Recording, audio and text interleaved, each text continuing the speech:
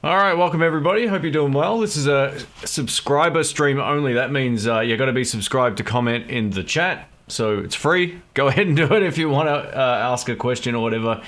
I realize like 80% of my audience isn't subscribed, so I figure I might as well give this a shot just for something different. It doesn't work, I'll go back to the normal one next time. Secondly, thank you Cheddar for the membership, mate. I appreciate that, and thanks to all the Patreon subs and all that kind of stuff. We keep getting hit with weird things on YouTube, and every little bit helps, and thank you so much. I always try to prioritize channel members in the comments, all that kind of thing as well, so thank you. Now, before we get going, there's something I have to do. Cheers, everybody. All right, I'll get to the questions in just a sec. It's good to see you back on YouTube as well, Cheddar. Good stuff, man. Focusing on the music, which more guitar channels should do, so well done. Good stuff, and it was fun doing our little Albert King thing together. That was awesome. If you ever do any more slow blues or anything, mate, count me in. I'm there. All right, let me just go back to the start of the chat here. Josh BTV, welcome, man.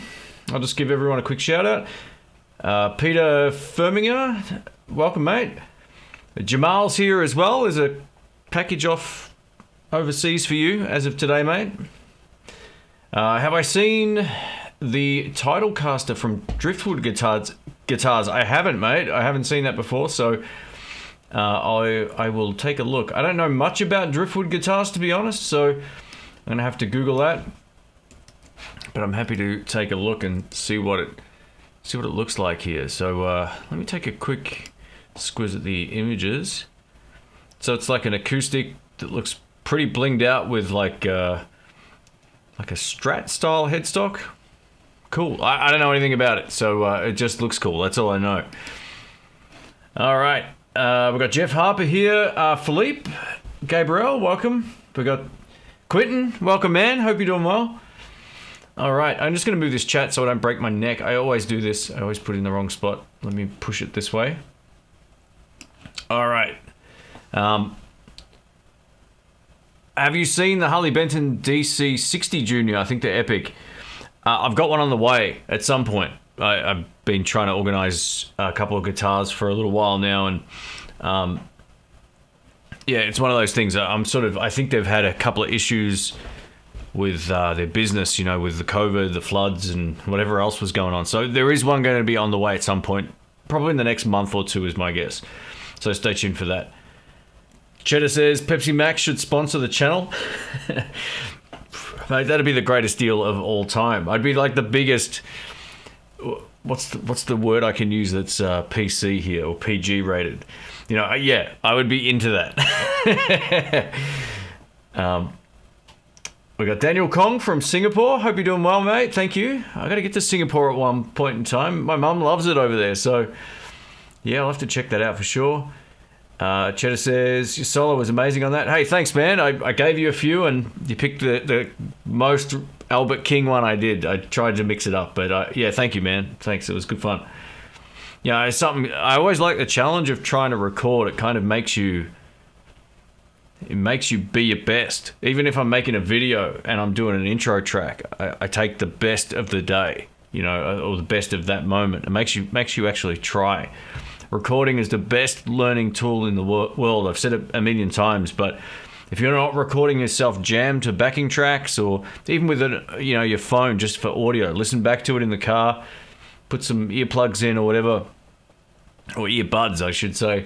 And then listen back, because you'll learn far more that way than you will just playing and letting it disappear into the ether. So, yeah, it's super cool. Howdot, welcome, man. We've got Riff, welcome, man. Hope you're doing well. All right, cool. We've got heaps of folks here. Le Bon versus Le Brute or the Anasound's real spring reverb. Well, I haven't heard anything better than the Anasound spring reverb before.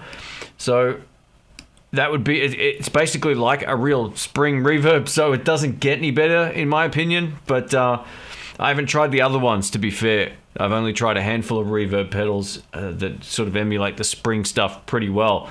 My next favorite one in terms of compact size and just overall availability is the Keeley one. It's called the Triverb, I'm pretty sure. It's really good. Hey, we got the Guitar Geek here. Welcome, man. feel like I should just grow my hair all of a sudden. Except mine's going the other way, mate. Hope you're doing well over there. Hope all's well. We got Michael says good morning and good afternoon or evening. Hey Shane, have you tried that special edition Fender Blues Junior Swamp Thing? You know, I had a quick play through it at very low volumes in a shop briefly. And I mean, Swamp Things I've tried in Blues Juniors before. Actually, we ran it like an external cabinet and just sort of daisy chained it in. It's one of my favorite speakers for any Fender amp, so I can highly recommend it. It's funny because I wrote a post about the 10 best Blues Junior speakers, and that was top of the list in my experience. And it's funny, like Fender have released all these FSR models with a lot of those speakers. It was probably just weird coincidence, but yeah. Good morning, everyone. Greetings from Florida. That's from George Strawn. Welcome, man. Cass is here as well. Awesome stuff. So if you've just joined and you can't comment, just subscribe. If you know, I know a lot of people watch the channel without subscribing, so feel free to.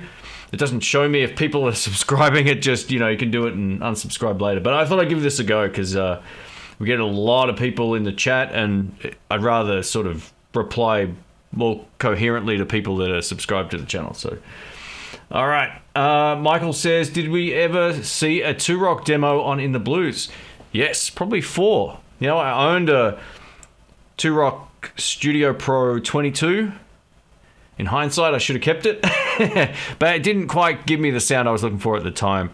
It was very attenuated on the top end, and at the time I was going through this like Fender fanboy phase with, probably still am going through it, but I ended up enjoying my Supersonic 60 more. Just convenience. It was louder.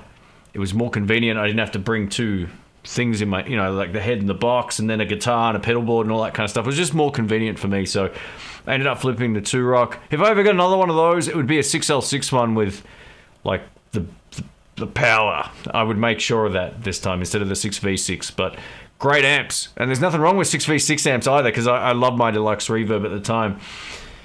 But we also reviewed, like Rick had a few of them as well. I think we put the Crystal on the channel as well, his Crystal, which was like, at the time, the John Mayer 2-Rock kind of, you know, thing. So, yeah, I just realized this isn't on manual focus here. Give me one sec. There we go. Yeah, so there's been plenty of 2-Rock videos. Maybe, well, not plenty, but there's been at least 6, whether that's comparisons with the 2-Rock and other amps, or Rick's couple of 2-Rocks that he may have had, and I can't remember. But there's been a few, but not for a long time. It's so expensive too, like at least in Australia. Like I think I paid like $3,500 for mine back in the day. I sold so much stuff to get that at the time. But yeah, it's crazy. It's crazy. All right. Change Strangers, welcome in. Pepsi brand ambassador, just don't do a Michael Jackson. Oh yeah, what was that? The commercial where he burnt his hair or something? Was that? I can't remember I can't remember the story behind that. Andy John says, howdy Shane, thanks for keeping the community going. Hey, no problems at all. And if you joined the last live stream that went live at the same time, another video went live. I started ranting about the lockdown, so that's why I just took it down. I don't like sort of ruining the vibe of the chat by complaining, so I very rarely rant on videos unless, you know, someone's doing something they shouldn't be doing. But yeah, so I'm feeling heaps better right now. So, do you ever do a wet dry rig? Really curious about that kind of setup. That's from Calvin Mack. The quick answer is no. I used to run 2 amps, one clean and one dirty, and it was all volume control, and that was a Hot Rod Deluxe and a Blues Deluxe. But I found there to be way too many earthing problems at venues. It was just, it wasn't very practical. I've done it a couple times. The other combination I had was a Fender DeVille. When I did a big stage gig, I would have the Fender DeVille facing backwards, right, out of the way. But this venue used to have like a big cement pillar in the middle of it. So I'd crank up the Fender DeVille and put it facing behind the stage almost. It's hard to explain, but it was this big pillar in the middle of the stage. It would go away from the audience. And then I'd use a Behringer DI box, and that had that ground lift feature, so I didn't get like electrocuted every time I went to the microphone. And that worked pretty well with the PV Bandit, and the PV Bandit was the front-facing amp, but I never did like effects in one amp and all that kind of stuff. It was just, I don't really play that sort of music, so I just found it to be more complicated and convoluted setting it all up, and it was more stuff to carry. And if you're not loud enough with a Fender DeVille, you're doing something wrong, or a PV Bandit. Those things are brutal.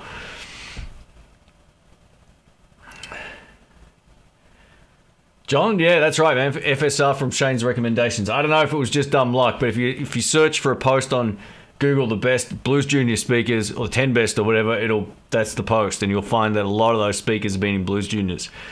So yeah.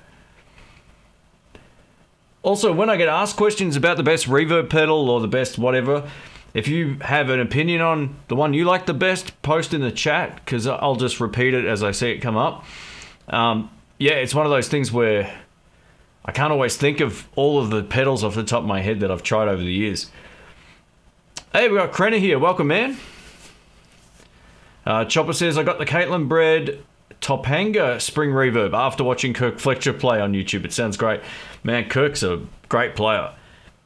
He's almost a little understated. He's a great sort of, like, unassumingly great guitar player. Like, he never melts your face, but there's a lot of tasty stuff. I love his combination of like rhythm and lead parts together. He's in terms of the current blues scene, guys.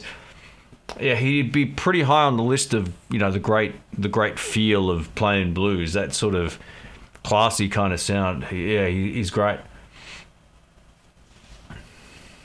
All right, we got Petoskey Stoned. Welcome, man. Man, I'd love to get back to Michigan at some point. I hope you're doing well. I'm just scrolling down the chat here. Sorry, I know I'm a little bit behind. I'm going to try and fly through this here. Lars Guitars, welcome. All right, let me just go down a little further. We've got GW Taylor from Scotland. Welcome, mate.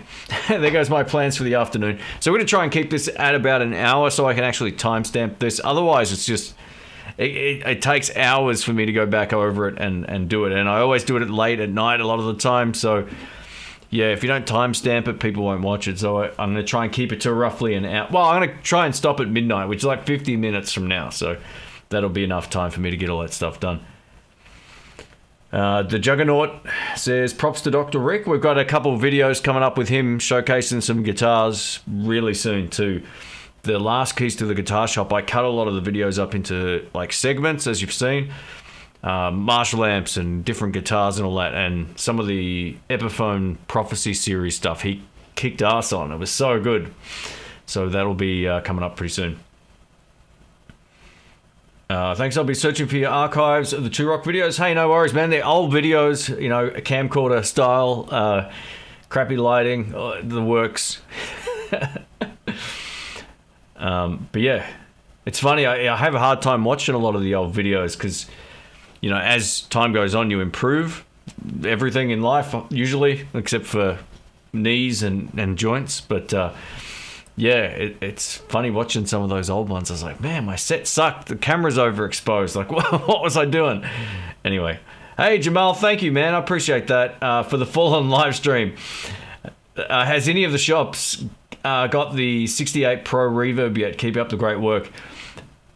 To my knowledge, not yet, or at least none of the ones that I visit in my area. I haven't seen any pop up. But at the same time, I'm sort of still... I think we might be allowed out next Tuesday, hopefully, Tuesday night, hopefully all being well. So that's right about where I'm going to go to Sky Music and grab a lot of stuff. And I'm grabbing the Chris Stapleton Princeton. Woo! Amp is so good. Cheddar, you got to go get that one, mate. That's a beast. No reverb, but it's awesome. And that Pro Reverb is right on the list, mate. I still haven't seen it anywhere. I think it's been pretty hard for shops to get a lot of stock. Without it, well, they can get stock, but it's just like more standard stuff. I still haven't seen that anywhere here yet, but mate, when I do, I'll give you a shout out in the video. Thanks, man. Hey, we've got Addicted to Gear. Welcome, man. Hope you're doing well. All right, we got Metalhead Hippies here as well. Awesome stuff. Thank you, mate. Got heaps of folks here. Cool. Mark FX from Clearwater, Florida. Awesome. So if you're joining the chat, you can't work out why you can't type, just hit subscribe and you can ask questions and join in on the chat. There's no waiting time or anything like that. Yeah, I'm just trying this tonight because it gets a bit hard for me to make sure I get through all the questions. I try not to miss too many if I can help it, unless the chat moves 4 pages. All right, Kirk Fletcher rules. Sorry if I already said that. He's great, really cool. You know him, Chris Kane. He's another guy that. There's another guy, Guy King. Whew, man, that dude's something serious. Just great player. Great singer too. I think that's probably the one thing about Kirk that he doesn't have. He's the only thing maybe is his vocals aren't as strong as some of the other guys, but his playing is so good, and it's got the shuffle. You know, he's the king of the shuffle. Just a fantastic player. If you don't know these guys I'm talking about, go YouTube them and or search for them and come back because they're great. Hey, Rummy, thank you, man. He says, Shane, I got a Princeton 68 with the 112 Alnico Blue. Awesome stuff. What an amp. Ever thought about getting a Princeton? What about your mates like Rick? Yeah, I've definitely thought about getting a Princeton. The one that's high on my list is the Chris Stapleton one. It is unreal. I think that's a 63 style Princeton sort of copy. No reverb, but 12-inch speaker. It's amazing. I'm still kind of gassing for that one. I also really like the ones with the 10-inch speakers as well, but I think for the kind of stuff I do, the 12-inch would be a better choice just based on the throw of sound and all that kind of stuff. So, yeah, totally. I totally agree. They're great. So congrats. And Rick also had a Fender Special Run white Princeton at one point in time.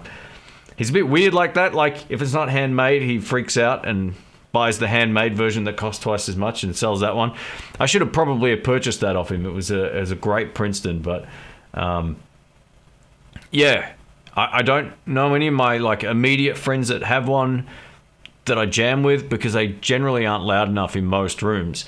But the 12-inch speaker ones are, and I'm talking mostly about the 10-inch ones, but yeah, great amps. I could definitely see myself getting one at some point. I think I would get a Princeton now over a Deluxe Reverb because I've already owned a couple of those over the years. The Chris Stapleton one though is right up there. I'll have to try this 68 as well. I know I have tried the 68. I think that's the one with the has it got the black tweed kind of stuff on there? And guys, thanks for the support. I appreciate it.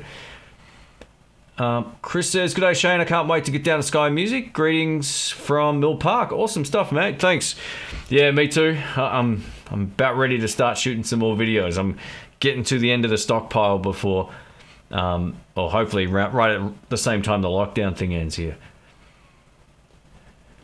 There's a Princeton and Deluxe Reverb in my Facebook Marketplace right now. I want to pull the trigger all bad. Yeah, I bet. Great amps. You can't complain with either of those two. Tell us more about the Dr. Dude who plays with you in some videos. Well, Dr. Rick's been on the channel since 2010, so he's not new. If you go back, you'll see him all over the place. Rick and I have been good friends. We met at a jam night years ago, and we didn't really chat that night that I heard him play, but I've actually got a video of one of the first jam nights I ever went to, and he was there. He came in and he brought this way too big Fender Bassman amplifier into this really small place, and he was cooking. It's like, who the hell is this guy? And then I was playing with another guy who couldn't do a CD launch gig where, you know, you promote a CD that you release or share it around or whatever. And a mate of mine couldn't do the gig, so I ended up getting Rick, and it was like, this guy's awesome. So yeah, it just sort of worked out. I think we'd run into each other a bit at jams up until that point, but yeah, I can't remember the year I met him. It might have been 2002, and then I got to know him a little bit after that, like probably 2006 or 5, somewhere around there. I can't quite remember, but yeah, Rick's great. He's also got a photographic memory for a lot of stuff, so he can hear chords in music and recall the chord shapes and play them. It's amazing to watch. And he's an you know, he's a professional. Like, he's played with Tommy Emmanuel. He's played on albums and done a lot of session stuff too. So he's the real deal, that guy. And he's a doctor, so it's crazy. What's my favorite blues lick? Any one of the three that I play over and over again. Nah, I've actually got a Chris Kane lick I'm really digging at the moment. I've been using it way too much, so I've started experimenting with it. But yeah, it depends on your mood, man. It depends on the mood. Addicted to Gear says the Princeton needs an effects loop. I guess it does if you really require that. I don't really use effects loops that much on any of my amps. Sometimes on the Marshall I'll use it at home because it's already here.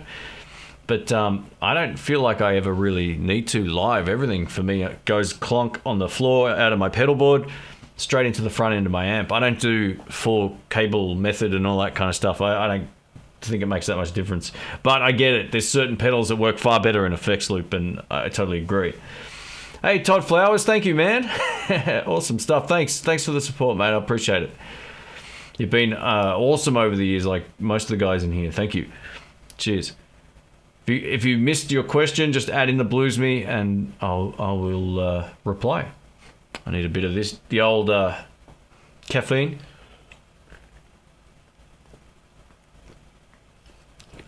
Here we got Barry Pine from the Hate Ashbury. Hope you're doing well, man. Awesome stuff. I actually watched a news story on San Francisco just today, and I was like, I hope everybody's doing all right over there. It looks like the cops aren't working or something, possibly. I don't know what's going on, but it didn't look good. So, yeah, I hope you're doing all right, mate, and welcome to the live stream. Yeah, everyone's asking if Rick's a real doctor. I get that on every live stream. Yes, he is. Yeah, absolutely. I wouldn't call him Dr. Rick otherwise. He did my back surgery, so he knows his stuff. Or he, you know, made it up as he went and it worked. But no, he's legit. What's my opinion on the 50s Epiphone Les Paul Gold Top you're playing through the JCM 800? It's one of the best Epiphones I've ever played. Easily. I've done a full review of that here at the house and played it a number of times live, and it's awesome. So I have no hesitations recommending the new Epiphones. Look up, I think it's called My 6 Favorite Epiphone Guitars. Some generic title like that. It came out about a month ago, maybe 2 months ago. And that's as good as it gets. I really love it for what I like, right? Big neck, great tone. Feels far more premium than the price, so yeah, it's definitely worth it. I can't make my Klon sound good. Why? Probably your amp's not up loud enough, would be my guess. If you don't have any problems getting a good tone out of your other pedals, then the thing with the Klon, it always sounds better going into something that's either already dirty or about to be dirty. It doesn't sound good on its own. So if you're playing a clean channel amp and you turn a Klon on, it's kind of awful, right? You've got to hear it in the mix. You can't hear it you can hear it on its own, but where it shines is when everybody around you is loud and you click a Klon on it, and then you just cut through the mix like you wouldn't believe. I hated my Klon when I first got it. It was one of the worst sounding pedals on its own I've ever tried. And Rick said to me, just try it when you play live, stack it into something or get on your drive channel on your Supersonic back then and click it on. I went, oh, now I get it. Yeah, it's not a nice sounding pedal on its own, but it kills the room when you click it in for a boost. Think of it more as an off clean, dirty boost, off clean, transparent, off clean, transparent, same sort of term, but it'll give you a bit of grip, but it'll give you an upper mids frequency and a treble boost, basically. It cuts out a little bit of the low end and it gives you that punch through the mix. So that's probably what it is. I would turn your amp up or run it before something else. Romy says the Princeton has the black tweed. Yeah, that's a great amp, man. Super cool. Very cool. What's your... Oh, sorry, I already took that one. Sorry, let me scroll down. Kevin says, how's the GF's guitar playing coming along? She blew me away with how well she picked it up. So in the video, I didn't know she'd played before, and this, I think she had a guitar for like she played for about a month when she was 8. So, and not once since then.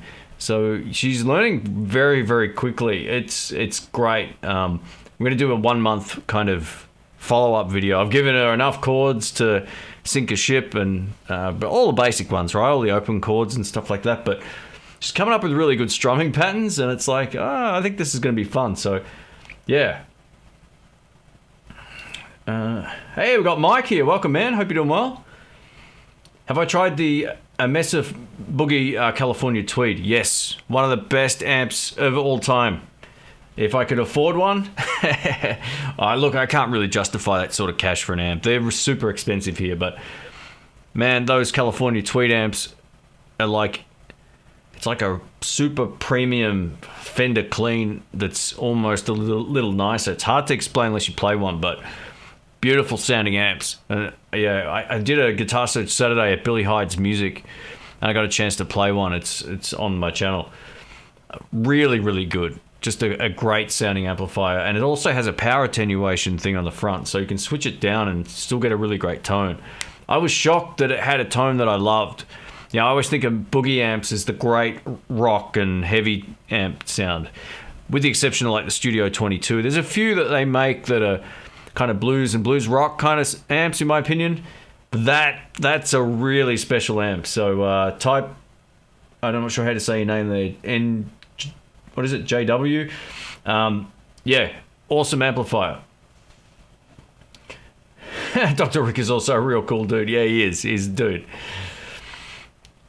Have I had any experience with the Achilles 2x12 cabs? No, I haven't, mate.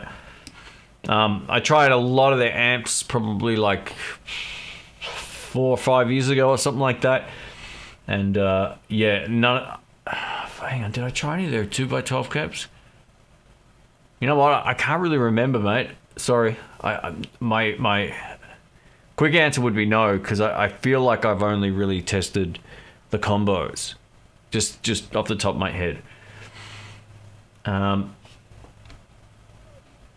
Oh, chat just moved. Hang on, bear with me.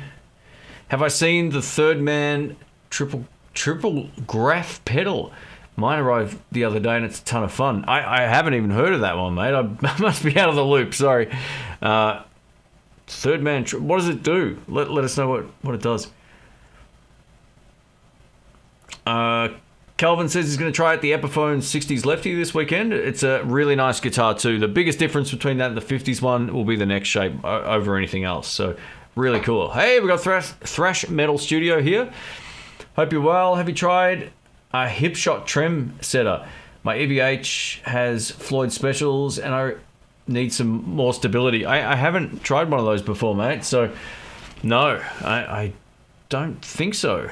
I don't even know if I've really even seen one in a guitar in person, to be honest. As a lefty, it's kind of one of those things you may see. Sometimes I see stuff in right-handed guitars, I go, oh yeah. There's no lefties, so, you know, I kind of just glaze over it. It could have been one of those situations, but no is the quick answer, mate. Hope you're doing well, too. I enjoy your live streams. All right. I just want to move this a little higher here so I can see what's going on. Hang on.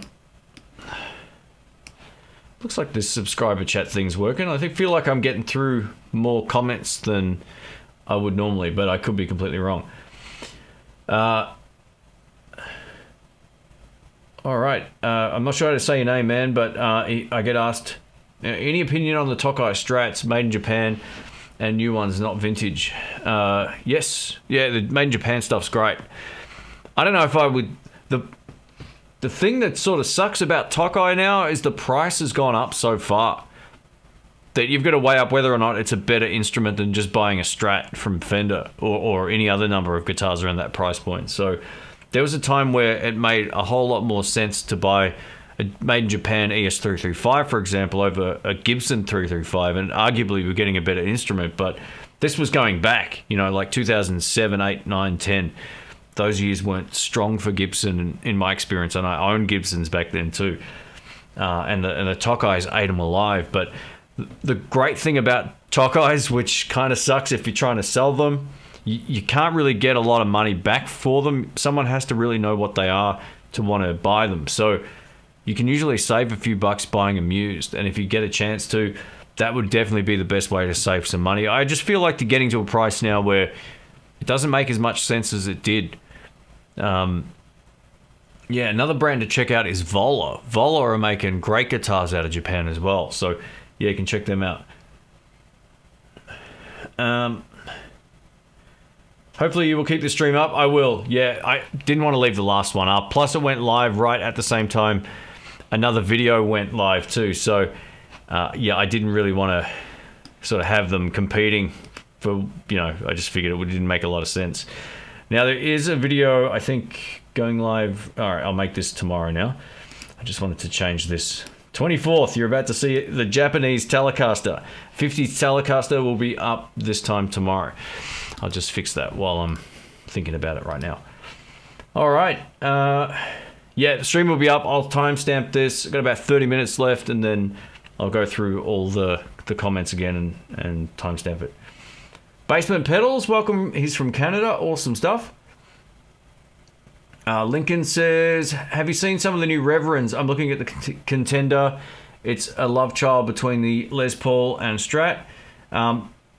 Yeah, we actually tested pretty much. Well, I don't know if there's new ones since the ones that we've tested, but there's a whole video coming up on Reverend Guitars in the next, I would say in the next week. I really need to get that video done. It's been sitting there for a while. So we've got a massive Keys to the Guitar Shop video basically focusing on Reverend Guitars. So there's like 6 of them in there. And then I get to play some really great amps, including the Fender Chris Stapleton amp. And I don't even remember now. It's been a while since we filmed it. But yeah, lots of cool stuff. I think they're great amps. Great guitars, I should say. Very cool.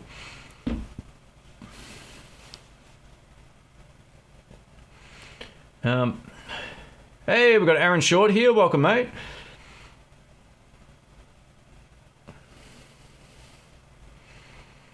Vox AC10 or Super Mini Beetle? Yeah, I would. If it was me, I'd buy the AC10. I think it's a much sort of more grown-up amp. The Superbeatle is a lot of fun if you want to play at home mostly, but the Vox AC10's got a lot of oomph. We got Joe from Washington State. Awesome stuff. Welcome, mate. What would you take if you were doing a solo show on electric? You mean without a band? You mean like solo on my own, or solo? Do you mean like take a solo? Doing a solo? Oh, a solo show. I don't really do that, but if I did, I would have delay and maybe an overdrive, and that'd be about it. Maybe a looper. That'd be kind of fun. Have I checked the more G250? That's from Susu. I haven't. No, that's one of them. I don't think I've tested. I've done the 200. The what else was there? The 300 and the 150, I think, from memory. Really solid pedals. I mean, if you want to record at home or get any number of different effects into the effects loop, I think that's where they shine. But they're really great just for going directly into a sound card and recording that way. All those things are really quite solid. And they're not as expensive as buying something like a Kemper. Kemper's a different sort of thing. You kind of use it to profile your own stuff, but a lot of people don't use it like that either. They just use it as a multi-effects pedal, basically. So, yeah, they sound fine. I don't think there's much of an issue tone-wise with any of that gear, and it's all pretty much the same in terms of tonality, but it's the user experience that sort of changes between pedal to pedal. I think the Hot Tone Ampero is one of the better ones that I've tried. I think the Moore stuff is pretty good, or Moore, or however you say it. What's some of the other ones I've tried? I can't recall. I've tried a few. All right, let me scroll down here. Just like you with the Strat, do you have a good SG type guitar other than a Gibson and Epiphone, preferably economy priced? Oh, okay, so you're asking, do I know any less expensive Epiphones. I mean, look, there's Tokai as well, which is the same brand we were talking about before, but I know not everywhere in the world can get those. I haven't played any of the SG Harley Bentons before, but out of all the Harley Bentons I've played, there's only been one that came to the house that was clearly damaged and scratched up and stuff, but the rest of them were perfect. So, yeah, I would say Harley Bentons are pretty great in terms of just what you get for value for money. But yeah, Epiphones are, they're making some good ones, man. I wouldn't overlook them. But if you want to spend far less, maybe look at a brand like SX, see if they're in your area. Oh, okay, we've got a super chat here. Thank you. Thank you, Bill. I appreciate that, mate. Again, you madman, thank you. Thank you for the support. Do you think it's worth the extra money for a PRS S2 Custom 24 over the SE? You know what? My friend of mine's got the PRS S2 Custom 24, and it's so very similar. It almost looks like there's no difference in it, but I think the biggest difference is the tuners are quite, some of the actual physical hardware is going to be a little bit better. But with that in mind, I don't think there's really that much of a trade-off when it comes to playability and all that kind of thing. So you got to work out if you can justify the price difference. You're basically buying a guitar with, I think this is how it works for those guitars. At least remember anyway, they got like American hardware on them, and that's what makes them at least slightly more reliable in terms of tuning stability and all that kind of stuff. But I play my PRS all of the time. You may also be getting a slightly improved, well, actually, you know what? It might be a better option now. I only say that because some of the made in Korea guitars, or made in some of the first generation of Indonesian made PRS guitars weren't great in my experience. The switches felt crap. They just didn't feel like a good guitar in the hand, but they've kind of remedied that now. So if you can find a made in Korea one, they feel like a much better instrument in the hand. There's something about the finish that feels far less cheap. But the new ones, like the latest series that I've tried, all the ones from this year, have been great as well. So yeah, it sort of just comes down to whether or not how much does the difference in the hardware mean to you. I don't think it's really going to be a huge difference in terms of playability. Yeah, again, like I play mine all the time, so yeah, I think the finish on the S2 probably looks a little bit better as well, just between you and me. So, and thank you again, mate. If you have any other questions, mate, just email me. I'm going off the top of my head here with some of the details, so it's just been a while since I've sort of had them side by side and compared them.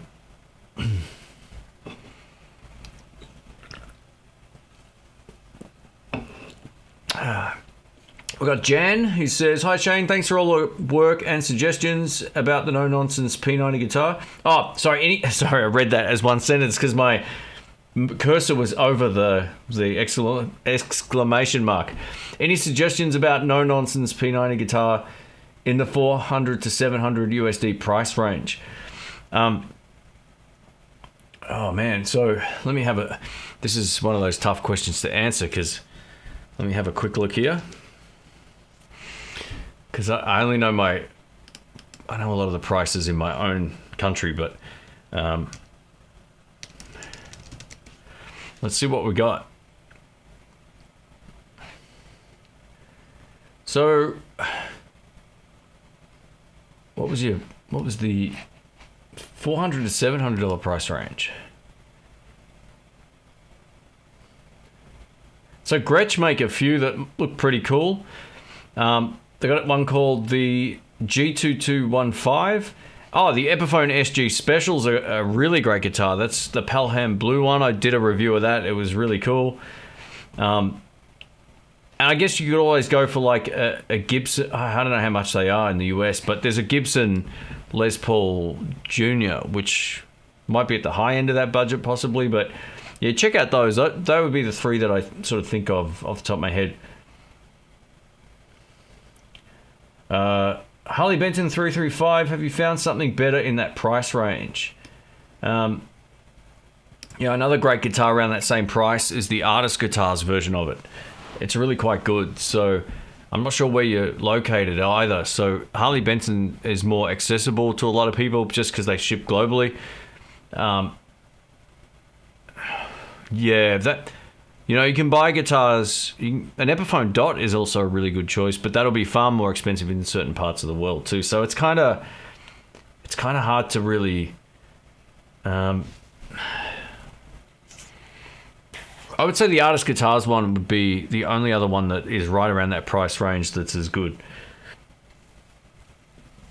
What do you think of the Fender Japan Hybrid 2 Telecaster? It seems it has a 4-way switch. You know, I haven't tried that one Redcom, but I'll keep an eye out for it. Let me just scroll back up here. I think I may have just like missed a whole bunch of stuff. I'll just quickly have a quick scan through here. Oh no, it looks like I got through most of it. Decision, this is from Jeff. He says, Fender Princeton or a Deluxe Reverb, and I don't play out. Then get the Princeton. Yeah, that would be my suggestion. Get an 10-inch speaker version as well. There we go, another super chat here. Thank you, Philippe. Hey man, do you EQ the guitar signal mic'd amp in the door, or do we hear the direct sound that comes from the sound card? Yeah, I don't EQ the amp tones. The only stuff I EQ a lot of the time is the bass guitar, because sometimes it's too prominent the way that it records, so I kind of scoop out the mids. But I make it a point not to add EQ to anything if I can.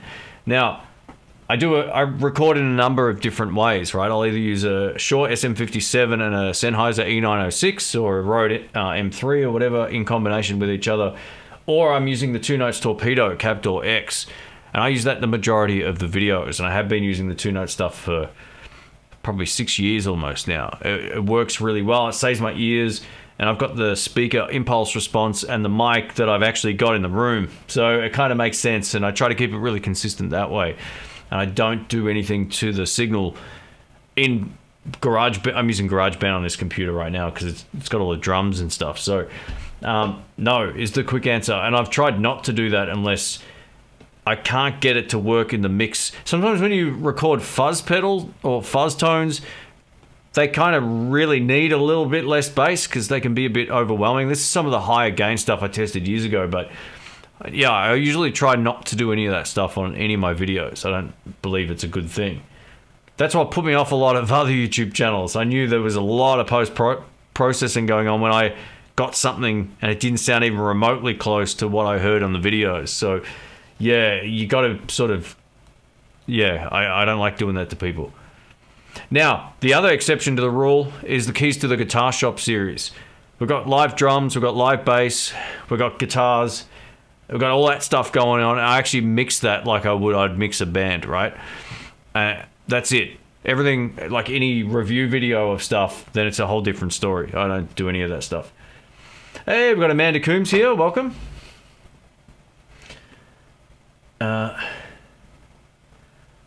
Cosmike, is it? Sorry about these name pronunciations, everybody. One of the best sounding guitars is also my cheapest one, Harley Benton SC450 P90 GT. No name pickups, but they sound sweet. Very cool. Would you say there's a significant difference between the Tokai breezy sounds from Japan versus China and other countries? Yeah, the Japanese guitars are on a completely different level. There might have been a time where the made in China ones were good, but I don't think they're really any better than I don't think they're better than Epiphones anymore. Epiphones have taken that to the next level, which is cool for them, right? But the made in Japan stuff is as good as the US standard series. Remember the standard series you could buy a couple of years back? Now they got like the 60s one, all that. You could just compare the made in Japan stuff very favorably to that sort of stuff. So yes, is the quick answer. I would say they're a much better instrument. Feel-wise, pickups-wise, the biggest difference is all of the hardware. They use much better tunematic bridges on a lot of their guitars over... Oh, no, well, not on... I'm talking about like the ES335s, for example, but same with the Strats, man. If you can find any made in Japan stuff, it's going to be a far more solid guitar, and it will feel better in the hand as well. But that doesn't always translate either, right? I always encourage everybody to go try them if you can. Hey, we've got Janice here. Welcome. Hope you're doing well. Thanks for dropping in.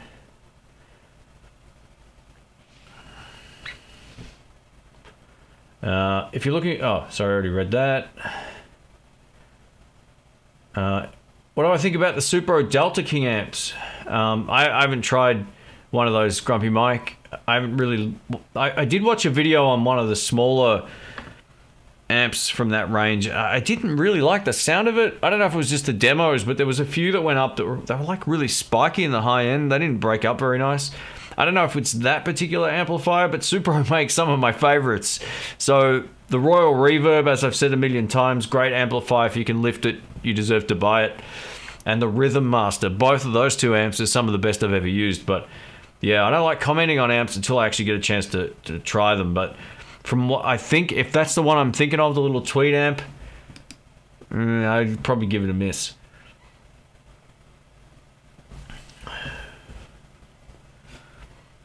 My direct signal sound is so fizzy and bright. Is it the mic position?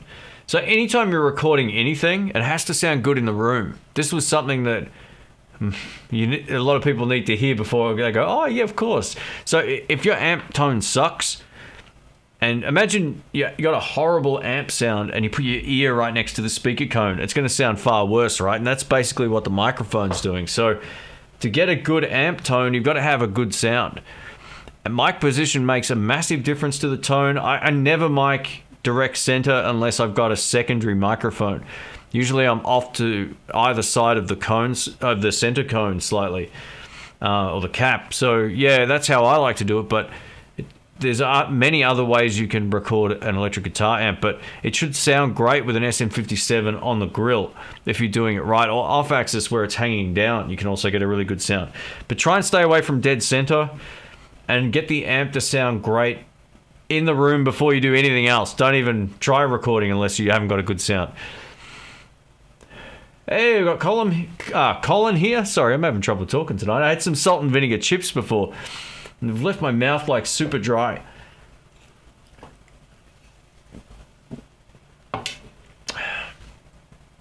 Lincoln says, Keys to the Guitar Shop is the best series. Hey, thanks, man.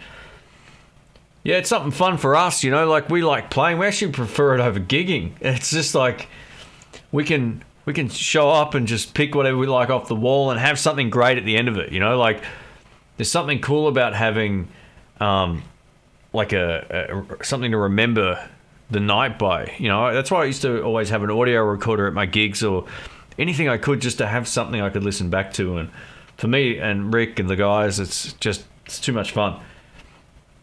Hey, we got Dylan here. Welcome, mate. Are you stocked up on Pepsi Max? Yeah, I am. Yeah, you know what? I'm not going to lie. I just bought a 30 pack for 15 or 16 bucks from Woolworths maybe an hour ago. So I got one open and one in the kitty over here just in case. David says, I'm really looking forward to picking up one of those new Harley Benton DC60s. Yeah, I got one on the way at some point. I just got an email back about it, so hopefully the next month or so it shows up. Have I ever played around... Oh, sorry, that's the Pepsi Max, man. Have you ever played around with a Cigar Box guitar? I've never seen a left-handed one anywhere, so no. I have seen them, but never tried one. Hippie and Grumpy. That's from Janice. Yeah, absolutely. It's funny some of the names that pop up in here. It's great. Yeah, recording's a great thing to learn. Just going back to recording before. If you can spend a bit of time on it, it's so rewarding. It means you sort of like... Yeah, it challenges you. It is a complete... It's almost as much of a learning curve as like learning how to use a camera or learning how to play guitar or learning how to edit videos or whatever. It's a different skill set again. But because it ties in with music, it's definitely worth learning it. And I don't know if it's just the way that I learned, but I'm a real, like... I'll dive into something for a week or 3 or however long it takes to get as much information as I can about something, and I'll sit through the tutorials and I'll watch 20 or 30 different videos just to get my head around a certain concept, and then I think I know what I'm doing after, you know, experience over years. So yeah, get into it. If you play, or you just film it or mic it up.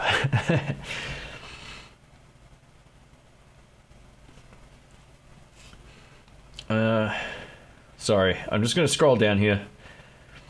Appreciate the insight. That's from Pat. Hey, thanks, man. Cheers, thank you. We've got Attila. He says, hi, Shane and everybody. Welcome, mate. Have I tried any PRS amps? I have. Yeah, one of the nicest ones. We've tried the John Mayer one. I've tried the Sonzera 20 watt one. It was on one of the Keys to the Guitar Shop series recently.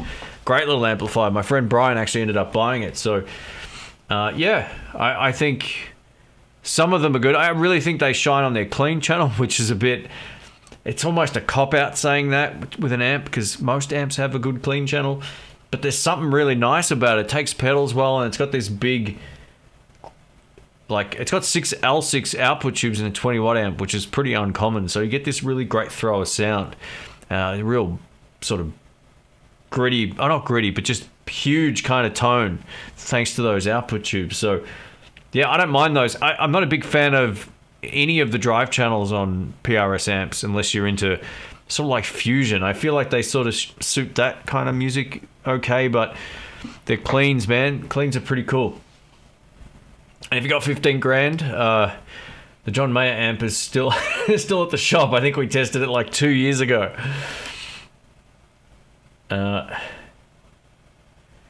Philippe says, man, your videos are so well produced. I don't know how you don't have 10 million subscribers and you're on YouTube for so long. Hey, thanks, mate. I appreciate that. Look, I don't know.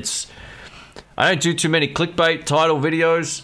I think that's a big part of it. I know it's an easy way to get videos. And I'm not saying like the content around the video isn't strong. Like, a lot of people are really great at coming up with titles that work well and that also are fun to watch, but they're real clickbaity kind of videos. I try not to do that. I just want people to search for stuff and have my videos pop up. That's kind of the goal. I've done videos like that in the past, but yeah, I don't know. Thank you. I appreciate I'll take that as a compliment. Thanks, man.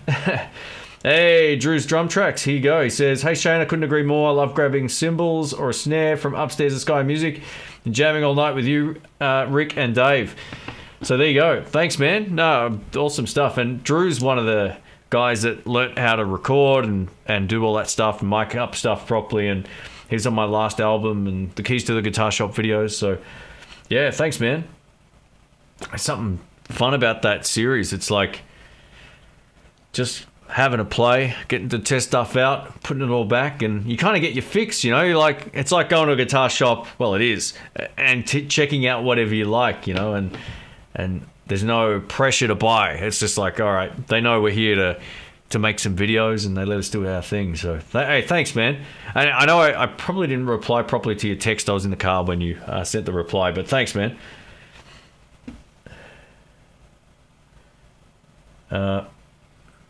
What are some of my favorite Australian-made guitars? So I recently tried a Fender guitar, which was really good. I thought that was one of the most sort of unique electric guitars I've tried in a while. It was a bit like a Telecaster, but it had Firebird-style mini humbucker pickups in it, it was great, and they're affordable. Little Crow Guitars is another one that I actually have one of their guitars in the cupboard. You'll see that pop up a bit more this year, the rest of this year, because, man, I had to get so many of my guitars fixed because of, like, I'm going to say weather damage, but it was like moisture in the cupboard that kind of wrecked a few things, so I had to get a lot of them fixed. And someone asked earlier if I've still got my 52 Tele because they haven't seen it in a while. That was one that I need a lot of work done to it. The neck had moved and a few other things, so you'll see that pop up more in the future. But yeah, they're probably the two that I would be confident sort of recommending. There's a lot more expensive ones than that. I've owned a Maton electric guitar. It kind of sucked. It was all right when I got it for about a week, and then I was like, this is the worst buyer's remorse I've ever had. So yeah, I don't really like Maton electric guitars at all. I haven't seen too many as a lefty that make me go, wow, this is amazing. But they make good acoustic guitars, and Cole Clark also make good acoustic guitars. But that's probably about it. I haven't really tried many more than just those. Oh,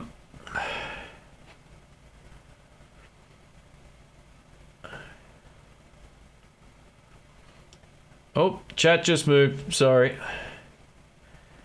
Got to respect avoiding the clickbait titles. Hey, well, you know, sometimes it works, and sometimes it actually corresponds to the video. What I'm getting sick of is like videos about $80 piece of crap guitars that get 400,000 views. Like, man. And you know there's another one coming 2 months from now, or a month from that particular video. I'm sick of seeing them, man. I just, yeah, how amazing is this for $89.95? It's like, it's crap. Don't recommend that to people. It's like, man, I'm not saying they're all bad, but yeah, I see that way too much. It just drives me crazy. Lefty's Cigar Box guitar, why don't you build your own? Yeah, good point. Maybe there's something I can do in terms of a kit. I don't really have a lot of tools for stuff where I live. I don't really have a place I can do like any kind of like sanding properly without just being outside or on the deck here. So it's not that kind of house. It doesn't have a garage or anything I can work in. But yeah, that might be fun. I might do a kit at some point. I just don't. Yeah, I've said this a number of times. I almost feel like the sandwich someone else makes you is better than the one you make yourself. I feel that way about guitars and gear like that. I always feel like mine would suck in comparison to one I could buy for the same price. That's sort of how I feel about it. But maybe it's worth doing. Absolutely. Oh, the chat just flew by here. Drew says, oh, no, hang on. Where am I? Aria, is it Arya? Sorry if I'm not getting this right. What are the pros and cons of being a left-handed guitarist? Love from Nepal. Welcome, by the way. Thank you. You know, it kind of works both ways. Like, nearly every product show you go to, I don't go to many product shows, but when I did go to product shows, or if I walk into a shop, there's very little in there for me other than amps. And once it almost works in my favor, because there's not always something better than the guitars I already love, right? I might see something different, but it doesn't mean it's far better than what I've already got. Because over the last 20 years, I've kind of like refined the collection of the guitars I play the most. Sure, some stuff comes in and out, but the long-term guitars have been here for a long time. So I feel like I don't have the pressure of feeling like everything I just purchased is junk anytime NAMM is finished, or, you know, anytime the hype train gets behind the new guitars. I feel like the stuff I've got is pretty great. It's funny, I'm so used to walking into regular guitar shops, not Jerry's or any of these other places, where I scan the wall and I see two or three. I can appreciate right-handed guitars, but it's kind of, I'm lucky in a way. I think that even though the selection isn't there, I can get all the kinds of guitars that I really love if I chose to buy them.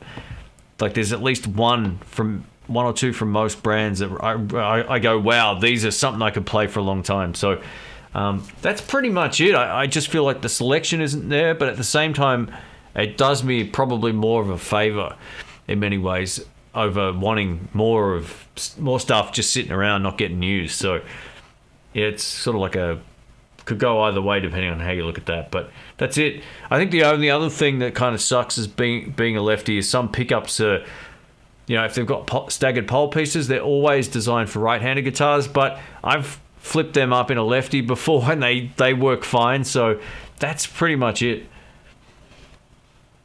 How do you keep the kangaroos out of your yard? I tell you what, where I live, there's a park not far from me where we saw two of them the other day just hopping through the the grassy area. It was pretty cool, and they were big too. All right, I'll just scroll down here. All right, we've got 4 minutes. I'm going to wrap this up. So, yeah, thanks again to everybody for joining in on the live chat. This was just a test for subscriber-only comments. And, yeah, welcome to new subs if there are any. What do you think about having both the DSLR40CR and the Origin 50? I already own the Origin, but I'm kind of tired that it needs so much. Yeah, I think I get what you mean. Yeah, so the Origin, you got to crank it to get a good sound. The DSL will sound better overall, in my experience. I think it's a much better amp. I've tried them both back to back. The Origin isn't bad. The 50 is the best one out of the bunch, right? But the great thing about the DSL is you can switch it to 20 watts, which might be exactly what you're looking for. So, yeah. Drew says, just to let you know, my new recording setup is happening now. I've got the Motu 8-at into the new Artura 8 Pre into the new iMac running Big Sur. Very cool, mate. MIDI is working and all. Very happy with it all. Cool. What do you use MIDI for, by the way, for your recordings? I never... Do you use pads or anything like that? Is that what that's for? Lincoln says, do you think that $1,000 is too much for a guitar that doesn't come with a case or a gig bag? Depends on the guitar, mate. If it's a $2,000 guitar and you don't get a case, then it's a deal. It's a bit of an open-ended question, that. It just depends on the guitar. Not everyone will have a case for their guitar. Either they might have purchased the guitar of somebody that didn't sell it to them with a case, or whatever the case may be. Pun intended. So I know I've sold guitars where I've not given the person a case because it didn't come with one. So yeah, it is what it is, man. Just weigh it up based on the retail price of the guitar and see what the actual case will cost you. There's plenty of great cases out there for all kinds of different instruments at different prices too. So if you have to spend 40 or 50 bucks on a gig bag that's good, or instead of, spending an extra $300 just for a hard case, it's probably worth it.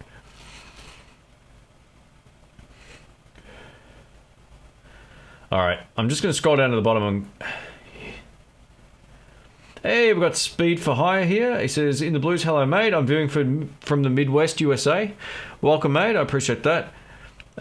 Thinking of buying an original... actually, before I take this, I just want to say, I don't think the Origin is a bad amp, by the way, but I think for what you're looking for that last question, 20 watts is a better deal than 50, and you've got a gain channel that you can really get some grunt out of at lower volumes as well.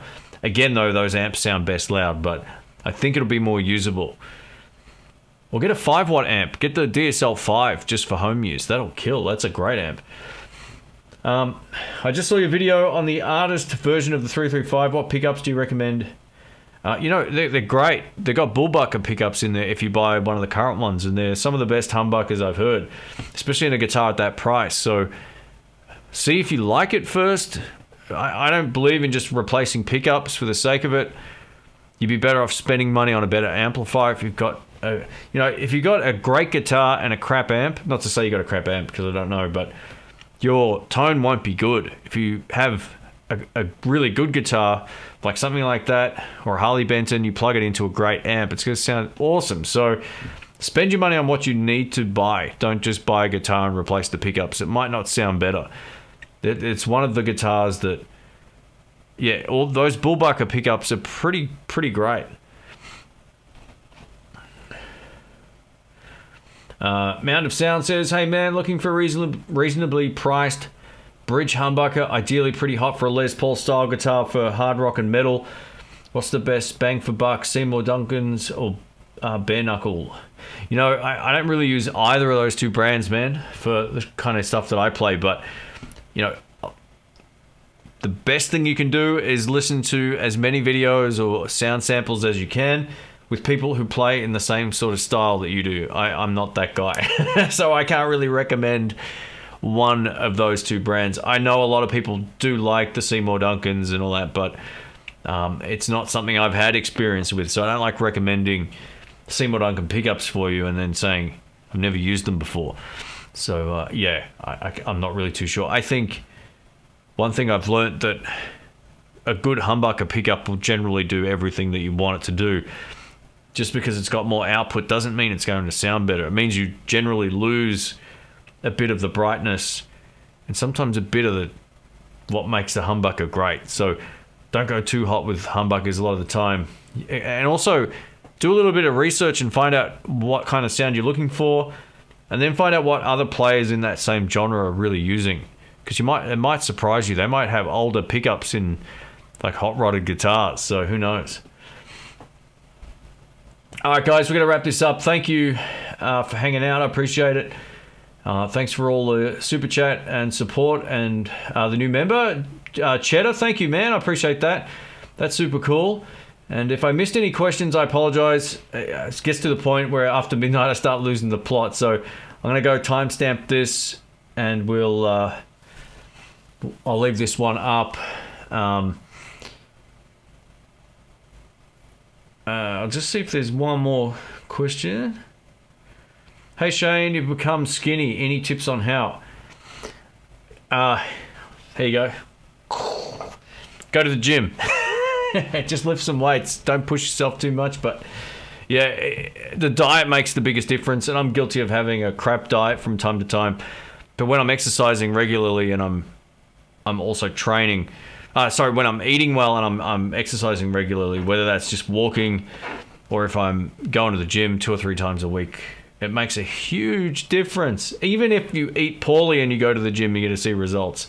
Or if you just change your diet and don't exercise, you're going to see results. I found for me personally, because I put a bit of weight on a while back, the best thing for me is to have my meals ready to go. And if I do that, I eat far better, and there's plenty of options for that as well. That's the most off-topic question ever, but I appreciate that. Thanks. All right, everybody. Thank you so much for watching and subscribing and supporting the show. And I will go timestamp this before I fall asleep. That's the plan. All right, guys. Take care. And if I missed your question, leave it in the comments section of the video, and I'll get back to you when I timestamp this. So VS Audio, welcome, mate, and goodbye. And DMS as well. Sorry, guys. And we'll catch you very soon. See ya. How do I turn this off again? Oh yeah, over here.